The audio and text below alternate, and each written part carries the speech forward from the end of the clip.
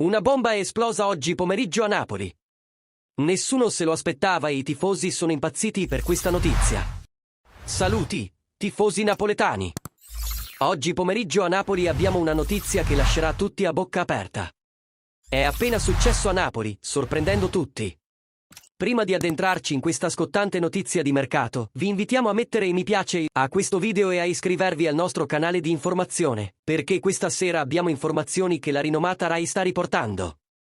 Secondo la Rai, il nostro talentuoso attaccante è sotto i riflettori di 4 colossi europei, che stanno negoziando un rinnovo con l'inserimento di una clausola rescissoria e il rinvio del trasferimento al 2025.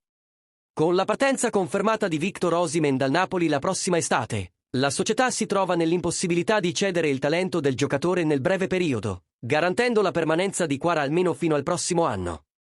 Nella sfida tra Napoli e Juventus ha brillato, segnando il gol iniziale che ha portato gli azzurri alla vittoria.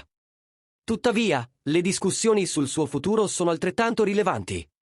Nonostante le dichiarazioni del padre che ne suggerivano la permanenza in Campania, il rinnovo del contratto di Kvara è ancora in sospeso. Il giocatore è in attesa dell'adeguamento dello stipendio promesso dopo una stagione eccezionale sotto la guida di Luciano Spalletti, culminata con la conquista di uno storico scudetto. Secondo quanto dichiarato da Ciro Venerato alla Rai, la situazione contrattuale di Kvaratskhelia è ancora da definire. Il giocatore vuole un aumento di stipendio, che non si è ancora concretizzato. Tuttavia, non è nei suoi piani lasciare il Napoli, con Aurelio De Laurentiis pronto a offrire uno stipendio sensibilmente più alto per rimandare la sua partenza al 2025. Come per Osimhen, la trattativa potrebbe includere una clausola rescissoria.